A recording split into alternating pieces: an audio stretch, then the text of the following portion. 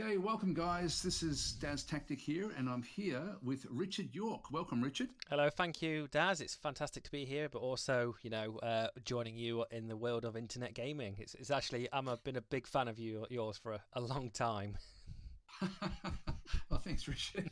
Yeah, I've been following your content, particularly with Field of Glory 2 for a while as well. It's good stuff. You always seem to have a lot of fun with these games, which is great to see. Oh, definitely, yeah, a lot of fun, endless fun. I will just say, endless fun. Anyway, this first video that we're going to be doing, and so I say first video because this is actually an introductory video. Richard and I will actually be playing a small series on Field of Glory 2. We've sort of been talking about it for a few months now, and then we decided, we decided yesterday, I think it was, let's get it going. The very, very early And so, hours of my morning. yes. And we thought we'd actually sort of structure something up. So I'll let you sort of describe, I guess, sort of the approach that we're going to take. So, everybody, what we decided to do, and what would be fun for me and Daz, but also everybody who's viewing these battles, is we're having the best way I think we've tried to describe it is an open hand game between us where we can both see each other's screen, so you guys can see both of our screens within these videos, and it's kind of like a open tabletop. I'd like to say open tabletop game. There's going to be probably lots of banter between us. Well, I'm hoping there's going to be a lot of banter. I'll be fairly disappointed if there isn't. Well, it depends if you start to stomp me or not. Yeah, yeah. If one of us Then I'll, goes then I'll quiet, rage. if one of us goes quiet and sulks, then we know one of them's not winning very well. But yeah, an open hand game where we're going to look at the units. Probably a little bit of history chucked in there if we feel like it, and just having the main thing is that we're both going to be having a good time and enjoying the game. We're not power gamers. We're here to enjoy the game. We've both got some experience of Field of Glory. Maybe me just a slight tad more than Daz, but he probably has some secret weapons in there. I'm sure he's gonna show us. Well, I've been secretly modding in rifles and things into my units. You heard it here first, folks. You heard it here, folks. Actually, we should actually just so that while people are sort of watching this bit of it, we want your involvement as well, guys. If you're actually from both channels, we're going to be putting these introductory videos up on both channels, and so we actually have a questionnaire for you, where we are going to be asking you guys to actually help us select which army you want us to actually play with. So I've now got on my screen here a questionnaire. There'll be a link in the description. So, and I'll probably put the link also in the first comment, like in the opening comment as well for the upload. And I'm guessing that Richard will do the same thing from his side.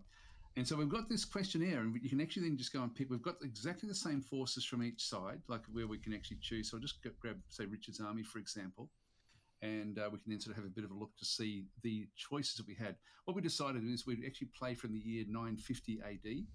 And the reason we thought that was because there is another DLC pack being worked on at the moment, and I think we're both. I could say we're both pretty keen on that particular DLC pack. Would that be right, Richard? Oh, definitely. I've got to say, from day one, all the Field of Two Glory DLCs have been fantastic. It's getting to the longbow very soon. I'm sure it is, and we're sat there waiting for it. But all of them have been good so far. I mean, lovely. I mean, my by far favourite, Wolves of the Sea is brilliant. Nothing like Vikings and lots of people just hitting people with lots of shield wall. But it's going to get knights. We're going to get knights. We're going to get longbows. Yes, yeah. I'm really looking forward to longbows. That was my favourite actually from the original from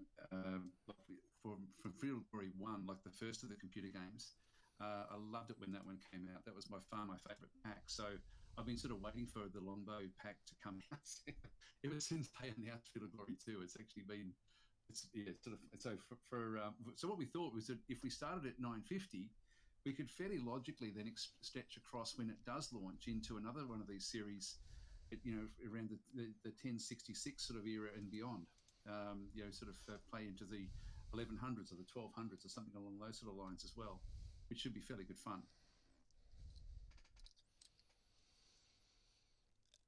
Yeah, yeah. So that's what we're looking for. So, are we going to have a look through the armies, Daz, before we go on, or? Yeah, let's talk about them, each of them. The choices are like, should we just list them all here and then go through them actually in the game, just so we can actually then sort of that way we can actually show what sort of forces you get from each of the different armies. So what we had was we had the French, German, Lombard, Magyar or Hungarian, Norman, the Scots, the Vikings, and then the Viking Island. Vikings, it's a combination between Irish and Ireland. Anyway, let's go back now to the actual game itself. So I'll just get the game set up on my side, and then we can start to sort of talk a little bit about that one as well. So where are we? Okay, so when we're looking at the actual ones itself, we'll just set up like a quick battle or a custom battle at this stage.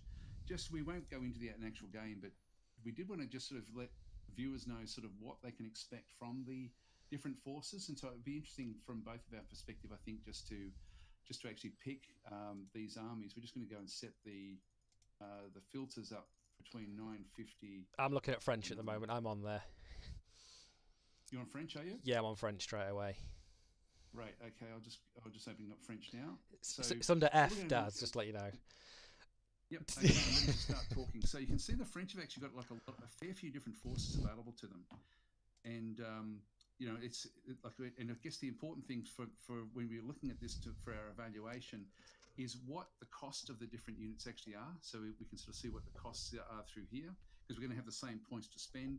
What the quantities are as well, because that does give you a bit of a real feel for whether it's going to be very much, like in this case, you can see with the French, you've got between 0 and 9 lances. And so these guys are going to be very heavily sort of cavalry. Definitely. Yeah, they've not got very many shield wall at all. That they've got one already, but only can have up to 5 in total, and that's gonna. It's if the terrain doesn't favour that player, they're going to be in a whole heap of pain. I mean, they've got a good amount of lights, though, like javelin, crossbowmen, archers, crossbowmen, massed archers, which sometimes can be risky to take. When they're put against, especially when taking cohesion checks against heavy foot or mounted. So if the French face another cavalry army, it'll be a cavalry army, and the infantry will, take a back burner there if that comes to fruit.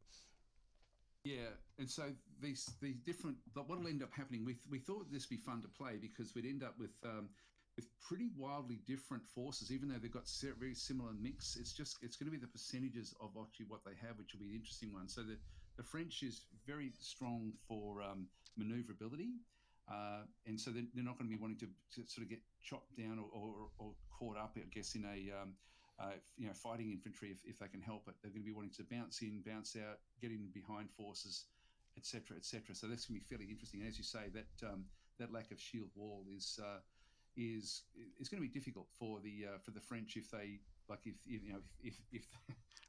they do actually have to try to sort of use their infantry in any sort of meaningful way, because they just don't have many of them. But what thing you can do, especially with the armoured lancers, which I'm looking at now, you can dismount them. They can be dismountable. So if you feel that they're not going to be beneficial as armoured cavalry, you can make them foot troops. But the heavy foot as well.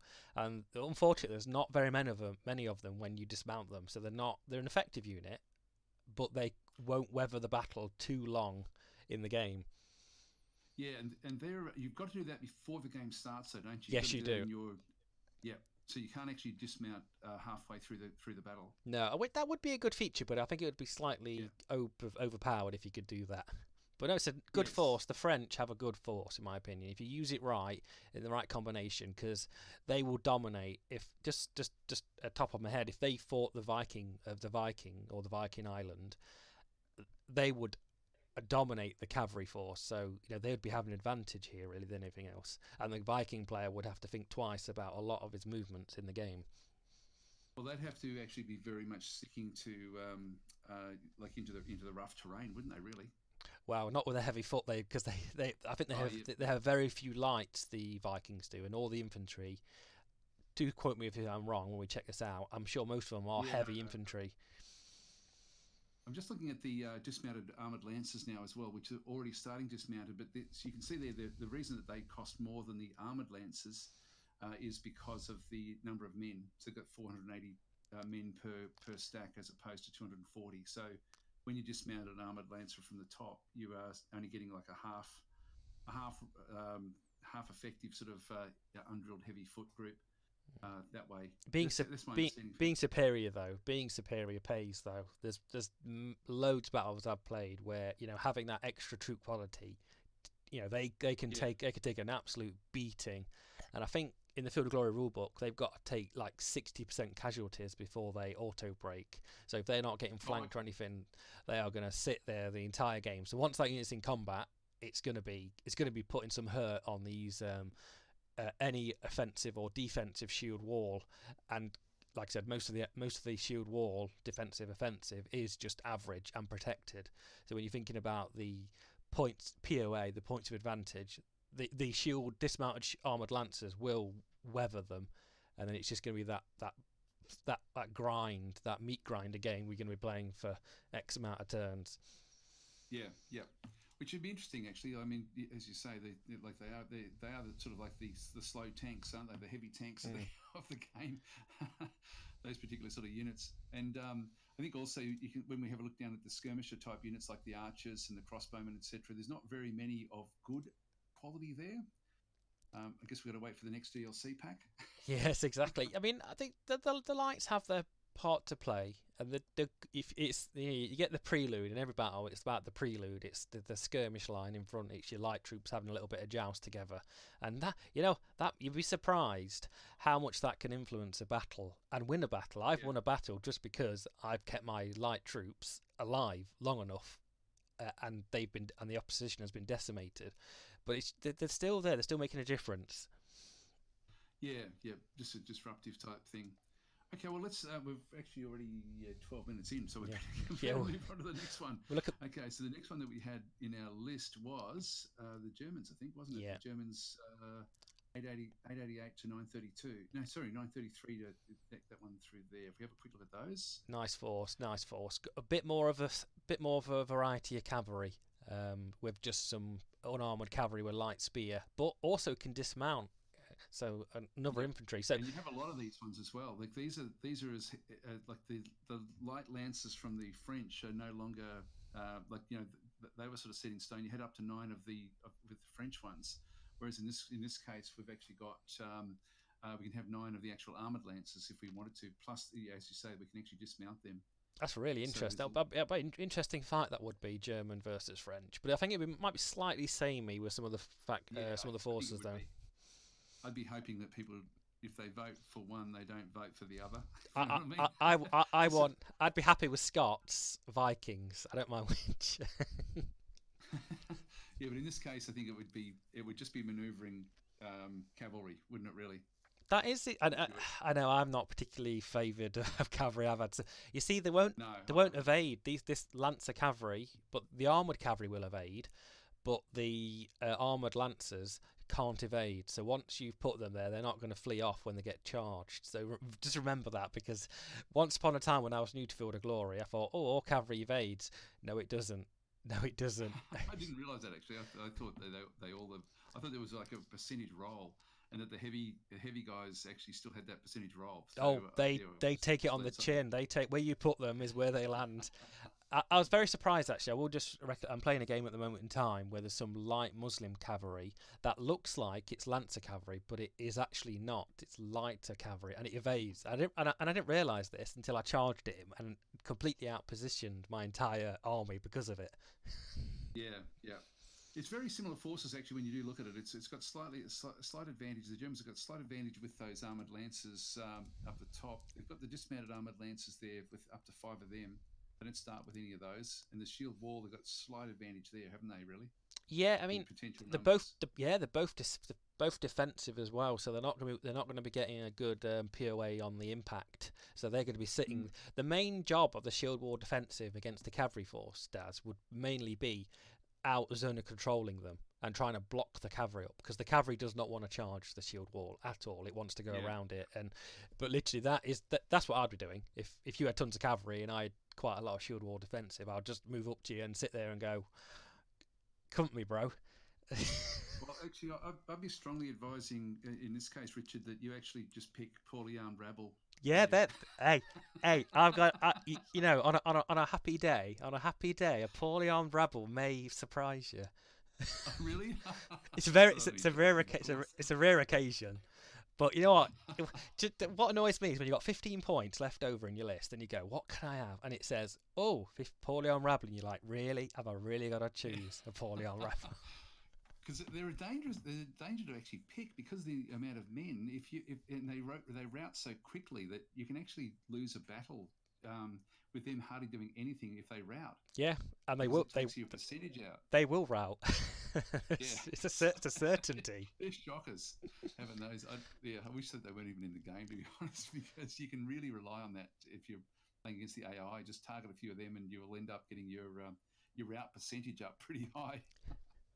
Oh, The massed archers are an interesting one, aren't they? In this situation, they don't behave like your normal sort of like lights, no, and so they're really useful.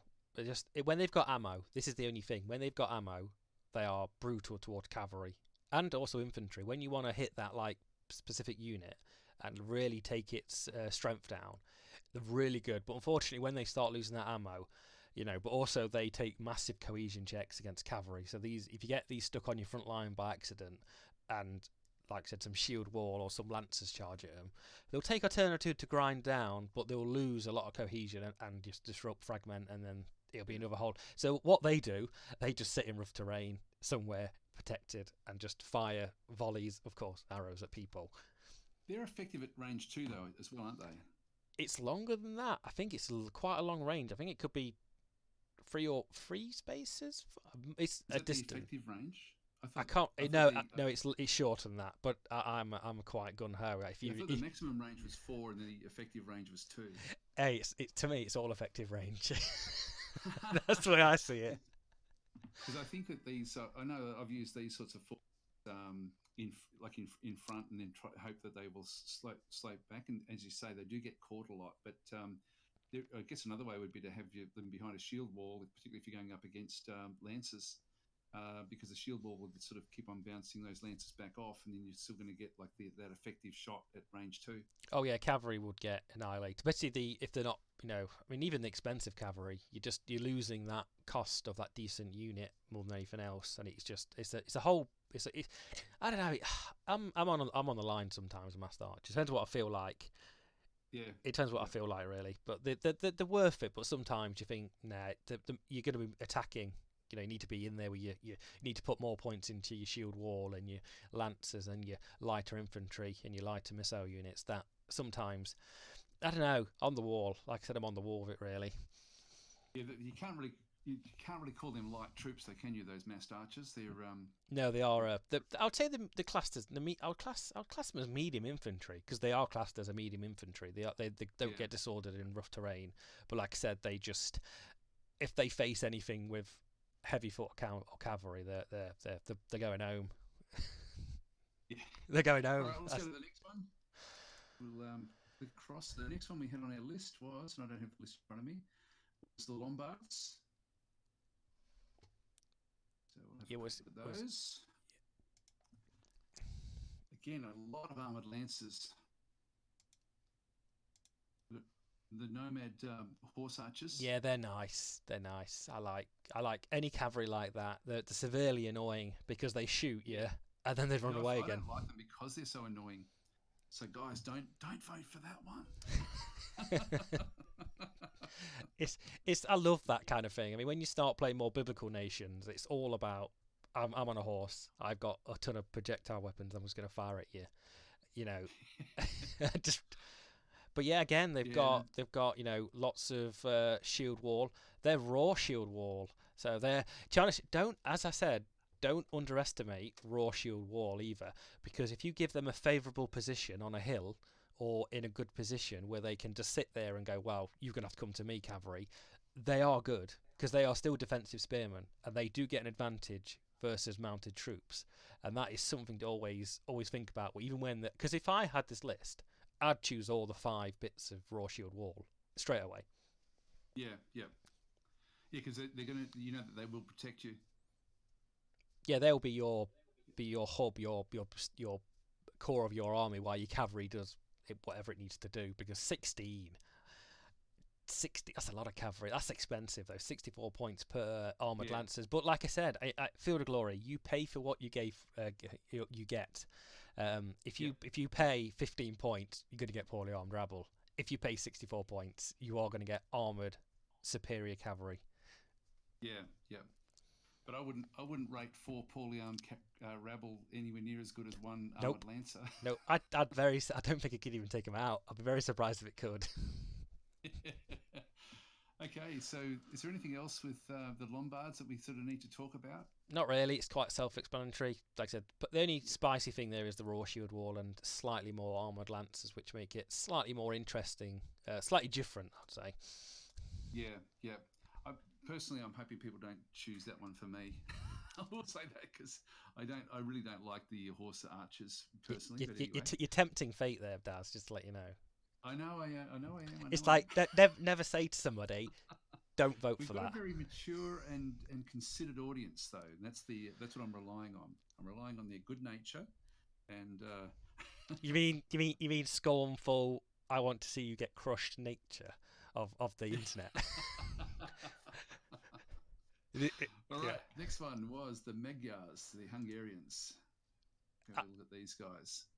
Did I pick? Expert armored horse I archers. picked this one. So Did more, I? Did you pick this one, or did I pick this one? you picked this Yeah, one. You picked Lombards in this one. this is And when what I I saw it, I thought, oh because no, Richard, it what was are you doing? it was a bit of as I like to say sometimes in my videos, it's like spicy patatas bravas, por favor. So we've Just got more spicy archers here. potatoes. So, I need to just. You see, this is because you said it, and I just went, well, I'm definitely going to choose that army. Yeah, what happened was we chose four armies each, and we had two reserves if we had double ups, and we had one double up, and then one was also outside the range. So we ended up. That's why the German came in and the Lombard Mm. came in from those reserves from the list, and the other ones we actually all had completely different ones. So we've got this one's very much like Attila the Hun style stuff, isn't it? Really? This is going to hurt. This is going to hurt any cavalry army. If this gets chosen against another cavalry army, it's going to be. I mean, the expert armored horse archers are the nasty armored and superior and bow. Just unfortunately not Yeah. lancers. So, but they are just going to shoot. The main thing is they're going to disrupt a lot of armored cavalry and just sit there shooting them up. They are just Yeah. they're a bit naughty. Yep. So the rest of it in there, we've got the irregular foot, light archers. There's not too many sort of skirmishes, I guess, because of the archers are the horse archers are going to do that sort of skirmish role, aren't they? Really? But I mean, one shield wall defensive. That's just like one lone warrior walking up the road. That is. I mean, I suppose you'd just go. You'd go mostly cavalry. No, you would, wouldn't you? I think, unless you wanted to use some irregular foot, if you were desperate. Yeah, if you're desperate, I don't think you'd do any. Like as you say, it would just be purely cavalry, like a horse archer type of attack, which would be an extremely boring game. It'd be so much fun because it's cavalry all over. It's going to be like when you. It's just like cavalry's just going to disperse across the field like in one foul. So you're going to charge it, they're going to run away. Yeah, well, it would be sort of like it would be trying to corner units, wouldn't it? Really, in that sort of sense, like you'd be trying to use your lancers to corner these guys. It can be And done. It can be done if it's all about terrain. If terrain doesn't yeah, favour the cavalry, they are in a lot of trouble. They're in a lot of trouble. yeah, So it's just yeah, it's going to be that roll of the luck a little bit with the terrain. So I think that's going to yeah. be interesting to see how that pans out. That will actually. The train will have a big bearing on what happens when we do this. All right, so we can close that one off. Next one we had. Actually, what was the next one that we had? Was it Norman? It wasn't Moravian, was it? No, Moravian was the one that was chosen, but was outside the 950 yeah, range. we got Norman. Did we look at Norman already? No, No. we haven't looked at Norman Yeah, yet. we'll look at Norman now. I think. Is it? So again, lots of potential armored lancers, not as powerful as the French. I guess this is where we now start to see like the shield walls start to come in. The dismounted lancers are there. There's a lot of them. So we're now starting to see more sort of foot soldier type forces. Yeah, there's a lot more. There's a lot more foot here. A lot more foot. So still the cavalry advantage is still there. You know, the high quality Mm. armored lancers, but they've got more selection of infantry. I mean, this is a good force. Normans, I think, they're solid. They've got a solid Yeah. amount. It's having the foot, but also the cavalry to support them, but also the lights to support them because you know you could have all the nice stuff. Don't get me wrong, but if you haven't got the light archers, the crossbowmen, um, I think you could suffer a little bit here. But even then, they've not got a massive amount of lights and also massed archers to provide any range damage. So I think Oh, it's going to be hammer and anvil. It's like a Viking list in respect. It's like a Viking it list is. Yeah. Well, with it's a Viking list with a German and French influence, isn't yeah, it? yeah, no, that's right. It's completely right. Yeah, the cavalry is there because the lancers and Yeah. swordmen, the And so lancers. I guess if you ended up with a Norman choice, the interesting thing would be what which way you swung it, whether you swung it towards cavalry or swung it towards your shield wall and dismounted lancers. I would say if I would say right now, it would be all the shield wall defensive, a good selection of the Yeah, cavalry, and then whatever I can afford in dismounted lancers, and then just a yeah, few if I could yeah. afford a few lights. But even though they're quite pricey, 30 points there.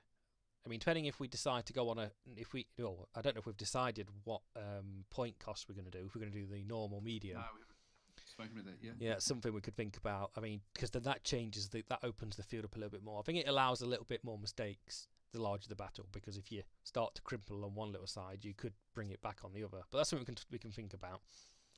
Yeah, yeah.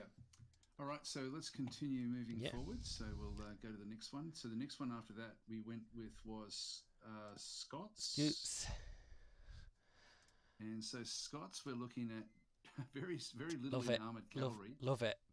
Pick infantry. Picks are my favourite. I love picks. You picked the spearmen. Love them. But you do not ever underestimate Pictish spearmen. They may look very lightly equipped spearmen. They may describe them as lightly equipped spearmen, but they are a formidable foe. Yeah, yeah, yeah. But Well, 720 men in the group as well. Like it's a big group. yeah, remember they are medium infantry. So when your cavalry army, or just say if somebody does choose a cavalry army against them, you just stick them in some rough terrain and go, well, come and charge me if you like. Yeah, yeah, yeah. No, yeah, that'll be interesting actually. And then you got your Huskarls there as well with That's spear. So that's they like don't actually have the axes. but that's good though. I mean, superior armored, offensive spearmen, so they're going to be just supporting that main body of men. You're going to have three of them units mixed in Mm, with your Pictish spearmen, just literally putting your opponent off edge. And of course, I mean, they are so they if the Scots get a good if the faction is chosen, but also if there's the train type, the Scots could be in a really good advantage, and a cavalry army be at a massive disadvantage, because this literally is all about if the train is in these favour, the other army would be in a lot of problems straight yeah, away. yeah, yeah. No, it's interesting. That would be an interesting choice actually. As you say, like that would take you. That it's funny how it sort of takes you right out now away from the cavalry, which we were looking at all at the start of this episode, or this particular video. We better keep on moving along. Yep. We're nearly at the half-hour mark. So Viking next. Scots. Sorry. Viking next. Yeah, only got the last two, which is the Vikings and the Viking Island. And this is interesting. If we have a look at Viking, this then becomes the medium Huskarls with axes, dismounted with Oh, axes, these are or scary. These are scary. dismountable with axes. When you see that B word berserker in the list, oof. I don't Oh know if yeah, you I don't know if you ever come across berserkers, Daz. yeah. When this pack first came out, I just went straight to Viking. I got to say, Yeah, they and it are. was really good fun. I don't know how you describe them. I describe them as some sort of semi-malleable mallet that is good, but if it gets shot up, it's not very strong. I'd say glass But hammer. yeah, I found the only way I could actually use them was to use them as cavalry and have them in behind the front line until I needed them, Yeah, and then let them come onto the flanks. they get And that shot. was They get shot up. yeah, If I have an opponent with berserkers, all my archers just literally look towards them, because the unit is very small, but it is literally an amazing unit. It is a fantastic unit to have. But yeah, yeah. No, I enjoyed playing with them because as soon as you got a flanking shot with one of the berserkers, that was it. It was look anything that they get in behind or get a flanking shot on. just couldn't survive against them. They were fantastic, but then catch them out in the open. Like if they start charging off after somebody and you drag them back through your forces and surround them, they're dead. Yeah, Like no. it's But the elite goes a long way. The elite goes a long way in quality. You know, they got to take yeah, some punishment. I mean, they're a small unit, so they're going to be reaching that auto break thing straight away, and then cohesion checks. But like I said, this army is all about the superior troops, the superior foot troops. But of course, yeah, then the average Viking soldier in the shield wall. But these are offensive shield walls, so these want to charge forward, but these are probably still at a disadvantage against Lancer cavalry and on the charge. You know, they probably will lose the. I mean, I've had so many times where I've charged with offensive spearmen against cavalry. I need to read the rulebook and just clarify that, to be honest with you. But I've always, you will get disrupted quite heavily. The percentages won't be in your favour there. But like I said before, the Vikings don't have the projectiles. So if you came across like a Norman list or one of the other lists we spoke about with more archers, you know, the Vikings are going to be having to decide to whether, you know, to go straight in there or try and pull the enemy player into their ranks, because literally they've got 5 units of light archers and that's all the offense. Well, apart from the bad language, they're probably going to be chucking at you. That's all the offensive range stuff they've got. yeah, yeah, yeah. And I guess if we just now segue across into the Irish Vikings, which I think are really quite interesting, actually, when you have a look at those, it's sort of half the same of what you had there before, but then just with some, you've got the Irish Kerns and the Irish Foot as well. They're With nice. the big axes. The medium foot that changes the army up, because it goes from a heavy army to a heavy and medium army, so it can have some flexibility in fighting in the rough terrain. Because before these, heavy foot. Sorry, I know the time is getting to the end. We need to hurry up about it, but literally, it just changes the dynamics of this army up a little bit, because you've got a little bit of flexibility depending on the terrain. Because if it was all rough or mostly rough terrain and not very good for the Vikings, they could have, you know, slight advantage here. We're getting on some of the rough terrain, but like I said, it put down to the potluck of terrain. That I think it's only fairly if it would be potluck to be add that random generator. Yeah, and I think that this would be one of those sorts of things where, depending on where, like who you're fighting against too, like because the terrain is often dictated as to where it thinks the likely battle would be. So, if you're using these guys on the continent, you're probably going to be at a bit of a disadvantage with the open fields. But if it was the Picts versus the Viking Island, that would actually be a fairly that could be a fairly sort of rugged terrain encounter, I would think. Oh, definitely. It's going to be very interesting. I can't wait to see the choices that the people of the Yeah, internet yeah. choose fairly, unbiased. Well, I think it will be interesting actually. And one little house rule that we do actually have for ourselves is that when we actually do go back across to it, I'll just go and flick across to the back to that region again. When you do choose who you want us to play with, it's if there is an even number, like if there's an even number, for example, between, for example, Viking and Magyar. For me, I know that I'll be picking Viking. so so we've got little rules. You can see there, vote below on the factions you'd like us to play. If the votes are evenly split for a player, then the player can choose between the two options. So it's the player's choice if it ends up being even. It makes sense. It makes sense. Now we'll be playing this. We've got this time to go out. Like this is going to be in about a week's time. So you've got about a week to vote on this, guys. So just sort of don't try to upset us too much, particularly me. Richard, you can upset as much as you like. Hey, Okay, so I don't mind as long as we have fun. That's the main thing. As long as it's enjoyable. But go back. Be good fun. Go back to start of the video, ladies and gentlemen. Like I said, this is an open hand game we're playing, so we're going to see both of each of the screens when we're playing this. So there's going to be no. I mean, to be honest, I understand it, and it's a bit more. It's going to be a bit more fun for both of us, and also you guys to see this. This is what we want it to be. We want it to be, a bit of learning for both of us, but also you in the audience member. So we want to see them comments. We want to see them, people talking about the game, what we're doing, and how we've chose these factions. Because I think this is a community for everybody to enjoy, and of course we are going to enjoy it. Very much so. Yeah. And also, I think that if people actually have any questions about what they want us to show while we do this as well, put them in our. We're both going to have our own video for this voting with the same voting area going up.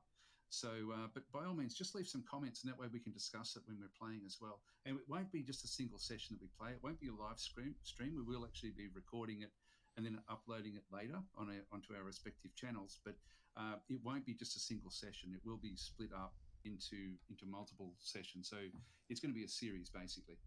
Yeah, no, definitely looking forward to it. So, any final thoughts, Daz, before we end this kind of prelude to the battle? Yeah, probably Norman for Daz Tactic. No, really, I don't mind. That was the first one I could think of. No, I really don't mind. So I'm really looking forward to this. Actually, it's going to be good fun. This is one of those really pure games that people don't realize just how pure it is. Like they think a lot of people, I think, when they first get into it, assume that it's got a very high random number generator content to it, and it really doesn't, does it? When you actually, the more you scratch the surface, the more you realize it's all about terrain and about positioning. It's a phenomenal game. Like it's a game that's sort of easy to play, but very, very difficult to master. So yeah, it's going to be good fun. So anyway, with that, I guess I'll bid everyone goodbye. I'll see you later, Richard. Yeah, I just want to say, folks, if you're listening from my channel, please find the link below to Daz's channel and go and hit him up, because I want you to go and find him on his channel, and support Daz and all the stuff he does on his channel, because it's amazing. But yeah, that's kind of my final one. I'll make sure that we've got those cross links. Yeah, it's a good idea. Yeah, because you'll see both sides on both. But like I said, go over please to Daz's channel, because I think there'll be a nice content creator contribution to each other. Yeah, well, I think that I wouldn't be surprised if our viewers have got very similar tastes anyway, and I think that there'll be a big crossover there anyway between the viewers. I know that I've certainly seen people that I recognise when I'm doing stuff on what stuff that you've been doing as well. So no, it's very, very cool. But it's a great community that we actually do have with these sort of strategy games. It's it is actually something that's always very, very positive. So anyway, guys, I'm going to leave it there. So thanks for watching. And did you want to say goodbye at all, Richard? Yeah. No, I think thank you very much, guys, and we'll hopefully see you at the voting station and on the battlefield. See you later, folks.